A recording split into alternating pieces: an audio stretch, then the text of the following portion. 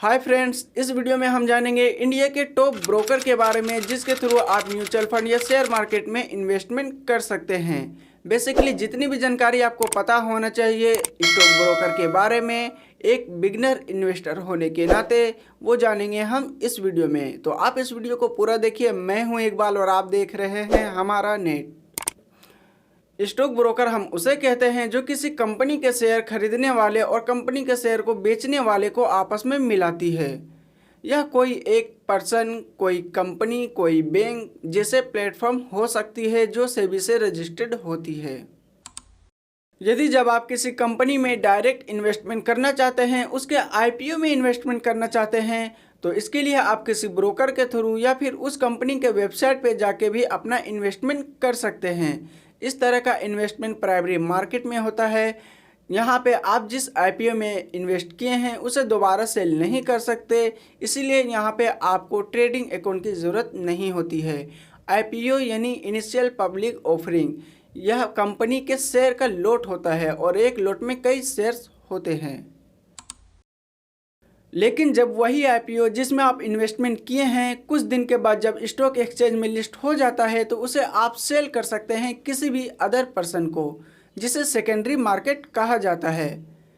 Normally किसी भी company के शेयर को खरीदने और बेचने के काम सेकेंडरी मार्केट में ही होता है और यहाँ पे हमें 3 अकाउंट की ज़रूरत पड़ती है। पहला है आपका अपना बैंक अकाउंट, दूसरा है ट्रेडिंग अकाउंट और तीसरा है डीमैट अकाउंट। बैंक अकाउंट क्या है ये हम सभी को पता है, तो आइए हम जान लेते हैं कि ट्रेडिंग अकाउंट और डीमैट अकाउंट किसे कहा जाता है। जब आप किसी कंपनी के शेयर को बाय या सेल करते हैं तो इसे ही ट्रेडिंग कहा जाता है और इसके लिए आपके पास ट्रेडिंग अकाउंट का होना ज़रूरी है। वहीं पर आप जब किसी कंपनी के शेयर को बाय करते हैं और उसे अपने पास स्टोर करके यानी होल्ड करके रखना चाहते हैं तो इसके लिए आपके पास डीमैट अकाउंट का होना ज़रूरी है। अगर हम बात करें 1996 से पहले की, तो उस वक्त हमारे पास अपने शेयर्स को रखने के लिए कोई ऑनलाइन सिस्टम नहीं था। तब सभी शेयर्स हार्ड कॉपी यानी सर्टिफिकेट के रूप में लोगों के घरों में रहते थे, जिसके कारण कई बार वो सर्टिफिकेट खो जाते या फिर डैमेज हो जाने के कारण आगे का प्रोसेस काफ़ी कॉम्प्लिकेटेड हो जाता था इन्वेस्टर के लिए। तो इसी कारण से हमारे सुविधा के लिए 2 डिपॉजिटरी कंपनी आई जिसे मार्केट के रेगुलेटरी बोर्ड यानी सेबी के द्वारा लाया गया। ये 2 कंपनी है।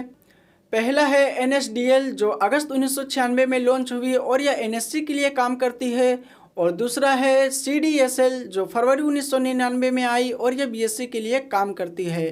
बेसिकली ये दोनों डिपॉजिटरी कंपनी जो है आपके शेयर्स को स्टोर करती है ऑनलाइन यानी डिजिटल फॉर्म में। तो आइए इसे हम एक एग्जांपल में समझते हैं।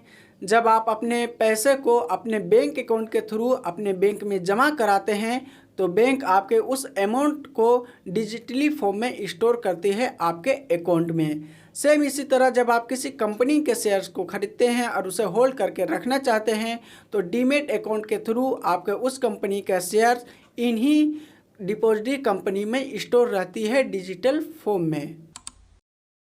अगर आप किसी कंपनी के शेयर को खरीदना चाहते हैं और कोई है जो उस कंपनी के शेयर को बेचना चाहता है और सेलिंग और बाइंग प्राइस अगर मैच हो जाता है तो उसके डीमैट अकाउंट से शेयर निकाल कर आपके डीमैट अकाउंट में शेयर डालने का काम ये डिपॉजिटरी कंपनी ही करती है और ये शेयर आपके डीमैट अकाउंट में तब तक पड़े रहते हैं जब तक कि आप इसे दोबारा सेल नहीं कर दे।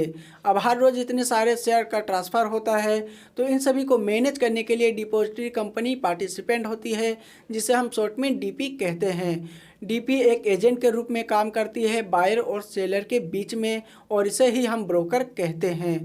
अब ब्रोकर के थ्रू ही आप अपने डीमैट अकाउंट ओपन करवा सकते हैं इन डिपॉजिटरी कंपनी में। आपका डीमैट अकाउंट किस डिपॉजिटरी कंपनी में है यह आप अपने आईडी नंबर देख के ही जान सकते हैं।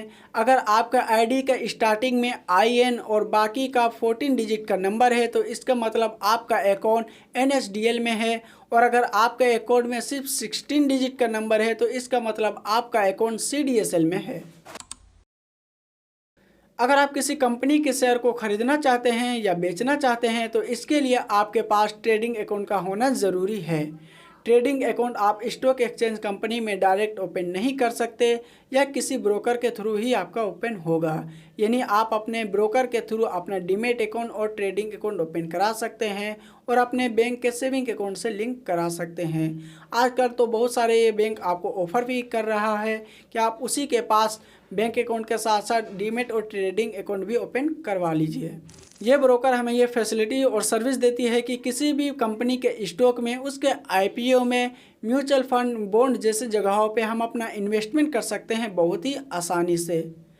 अब इसके बदले में ये ब्रोकर हमसे कुछ कमीशन लेती है फ़ी के रूप में, जिसे हम ब्रोकरेज चार्ज कहते हैं।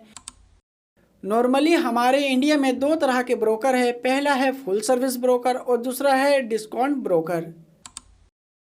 अगर आप बिल्कुल नया हैं, आपको थोड़ा भी नॉलेज नहीं कि कैसे और कहाँ पे आपको इन्वेस्टमेंट करना है, इसके लिए अगर आप किसी एक्सपर्ट की हेल्प चाहते हैं, उनके रिकमेंडेशन टिप्स चाहते हैं और कॉल करके ट्रेड करना चाहते हैं, इसके अलावा अगर आप चाहते हैं कि आपके ब्रोकरेज कंपनी का कम से कम एक ब्रांच आपके एरिया में भी हो, तो इसके लिए आप फुल सर्विस ब्रोकर को सिलेक्ट कर सकते हैं। चूँकि फुल सर्विस ब्रोकर इतनी सारी फैसिलिटी हमें देती है, इसलिए इसमें account opening charge, annual maintenance charge और इसके अलावा और भी कई हिडन चार्ज है जो ज़्यादा होती है। जबकि डिस्काउंट ब्रोकर हमें ये सारी फैसिलिटी प्रोवाइड नहीं कराती, इसलिए इसमें account opening charge, annual charge और बाकी के जो चार्जेस है वो कम होता है compare to full service broker. आजकल बहुत सारे ऐसे डिस्काउंट ब्रोकर भी है जो फुल सर्विस ब्रोकर के जैसा फैसिलिटी दे रहा है, और बहुत सारे ऐसे फुल सर्विस ब्रोकर भी है जो डिस्काउंट ब्रोकर के जैसे चार्ज ले रहा है। आप चाहे तो अपने नाम से एक से ज़्यादा डीमैट अकाउंट ओपन करवा सकते हैं एक ही टाइम में। उसके लिए आपको अपना एक डीमैट अकाउंट एक ब्रोकर के पास खुलवाना है और दूसरा डीमैट अकाउंट दूसरे ब्रोकर के पास, और इस तरह आप जितने डीमैट अकाउंट ओपन करवाना चाहते हैं उतने ब्रोकर के पास आपको जाना होगा। और अगर आप किसी पुराने डीमैट अकाउंट में जो आप इन्वेस्टमेंट किए हैं उस शेयर को चाहे तो नए डीमैट अकाउंट में भी ट्रांसफ़र कर सकते हैं। अब आपके मन में ये सवाल आएगा कि कौन सा ब्रोकर आपके लिए अच्छा है, तो ये आपको खुद ही सिलेक्ट करना है कि आप किस तरह का इन्वेस्टमेंट करना चाहते हैं। Long term, short term, intraday, trading, mutual fund, आप जिस तरह का इन्वेस्टमेंट करना चाहते हैं उस बेस पे आप अपने लिए अपना ब्रोकर सिलेक्ट कर सकते हैं। यहाँ पे हम एक पैरामीटर बनाए हैं जिसके ज़रिए हम जानेंगे कि आपके लिए और आपके ज़रूरत के हिसाब से कौन सा ब्रोकर आपके लिए बेस्ट है। तो आइए हम इसे देख लेते हैं। जैसे brand trust, brokerage and other charge, quality of trading platform, most active client, innovative product, high quality service, innovative programme, stock broker for beginner, broker for intraday traders, broker for small investor, IPO investment, long term investment, portfolio management service और mutual fund investment. इस list में top 10 stock broker है जिसे user के experience और user के rating के हिसाब से 1 से 10वें नंबर पर रखा गया है। जहां पहले नंबर पे है जीरोधा, दूसरे नंबर पे है अपस्टॉक्स, तीसरा नंबर पे है आईसीआईसी डायरेक्ट, चौथे नंबर पे है एंजल वन, पाँचवें नंबर पे है कोटक सिक्योरिटीज़, छठे नंबर पे है ग्रो, सातवें नंबर पे है शेर खान, आठवें नंबर पे है मोतीलाल ओसवाल, नौवें नंबर पे है एचडीएफसी सिक्योरिटीज़ और 10वें नंबर पे है आईआईएफएल। इस लिस्ट में आप देख सकते हैं कि कौन सा ब्रोकर फर्स्ट नंबर पे है और कौन सा ब्रोकर लास्ट नंबर पे है यूजर के एक्सपीरियंस के हिसाब से। हमारे इंडिया में 300 से ज़्यादा ब्रोकर लिस्टेड है और ये वो टॉप 10 है जो इस लिस्ट में शामिल है। अगला लिस्ट है हाई ट्रस्टेड ब्रांड। वैसे जितने भी ब्रोकर कंपनी जो सेबी से रजिस्टर्ड है आप उस पर ट्रस्ट कर सकते हैं। आप जो भी इन्वेस्टमेंट अपने ब्रोकर के पास करते हैं वो आपके डीमैट अकाउंट के थ्रू सेबी में सेफ रहता है। यानी कल हो के अगर आपका ब्रोकर कंपनी बंद भी हो जाता है तो आप किसी दूसरे ब्रोकर कंपनी के पास अपना डीमैट अकाउंट ओपन करवा सकते हैं और अपने पुराने डीमैट अकाउंट के इन्वेस्टमेंट को नए डीमैट अकाउंट में ट्रांसफ़र कर सकते हैं।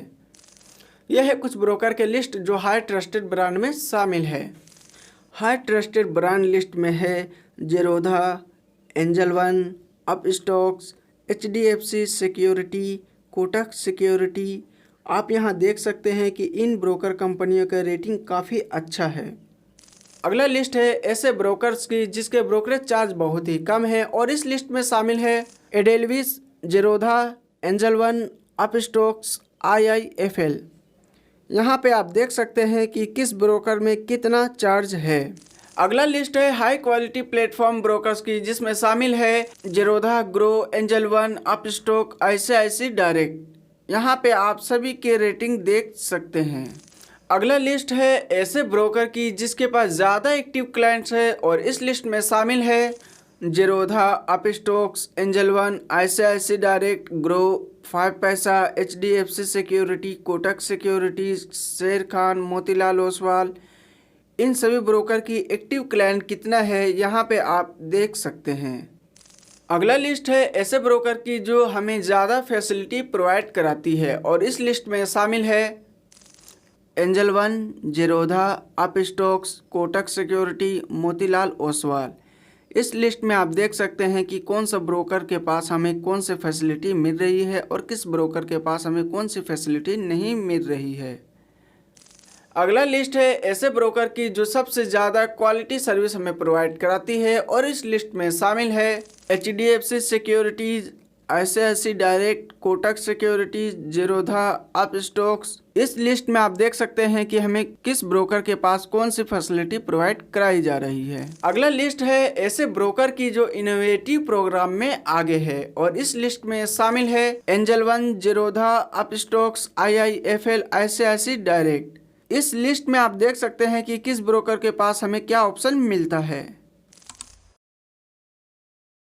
अगर आप एक बिगनर है और एक बढ़िया ब्रोकर की खोज कर रहे हैं तो आपके लिए जीरोधा, अपस्टॉक्स, एंजल वन और IIFL एक बेस्ट ऑप्शन हो सकता है।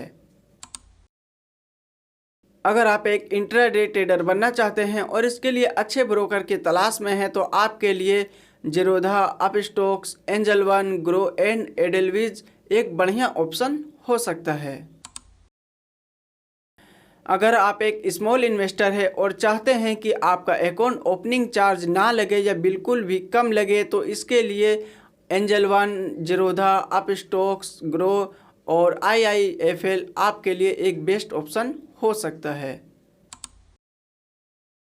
अगर आप डायरेक्ट किसी कंपनी के IPO में इन्वेस्टमेंट करना चाहते हैं तो आपके लिए Zerodha, Upstox, Angel one, Kotak security और मोतीलाल ओसवाल एक बढ़िया ऑप्शन हो सकता है। अगर आप एक लॉन्ग टर्म इन्वेस्टमेंट करना चाहते हैं तो ऐसे ब्रोकर को आपको सेलेक्ट करना चाहिए जो सालों से स्टेबलाइज हो और उस कंपनी के फाइनेंशियल रिपोर्ट भी अच्छे हो और इस लिस्ट में शामिल है angel one, Kotak security, Motilal Oswal, ICICI direct and HDFC। ये ब्रोकर आपके लिए एक बढ़िया ऑप्शन हो सकता है लॉन्ग टर्म इन्वेस्टमेंट के लिए। वैसे तो सभी ब्रोकर पोर्टफोलियो मैनेज करता है, क्लाइंट के प्रॉब्लम को सॉल्व करने के लिए उनके पास कस्टमर सपोर्ट टीम होती है, पर फिर भी इस फील्ड में कुछ ऐसे भी ब्रोकर है जो अपने मैनेजमेंट सर्विस के लिए जाना जाता है और इस लिस्ट में शामिल है Motilal Oswal, Kotak security, ICICI direct, IIFL and शेर खान। अगर आप म्यूचुअल फंड इन्वेस्टमेंट के लिए बेस्ट ब्रोकर की तलाश में हैं तो आपके लिए grow, Zerodha, Upstox, Angel one और HDFC सिक्योरिटी एक बढ़िया ऑप्शन हो सकता है। मुझे उम्मीद है कि इस वीडियो को पूरा देखने के बाद आपको ये क्लियर हो गया होगा कि आपके ज़रूरत के हिसाब से कौन सा ब्रोकर आपके लिए बेस्ट है। वैसे मैं बता दूं मेरा अकाउंट एंजल वन में है जो एक फुल सर्विस ब्रोकर है और इसमें अकाउंट ओपनिंग चार्ज बिल्कुल फ्री है। अभी इसमें एक ऑफर चल रहा है, एनुअल मेंटेनेंस चार्ज आपको 1 साल तक नहीं देना होगा और इसका अकाउंट ओपनिंग प्रोसेस भी बहुत ही आसान है। अगर आप एंजल वन में अपने अकाउंट ओपन कराना चाहते हैं और इसमें क्या क्या डॉक्यूमेंट लगता है यह जानना चाहते हैं तो जो सामने वीडियो शो हो रहा है उस पर क्लिक करें और मेरा रेफरल कोड यूज करें ताकि मुझे कुछ सपोर्ट हो जाए। तो मिलते हैं आपसे अगले वीडियो में।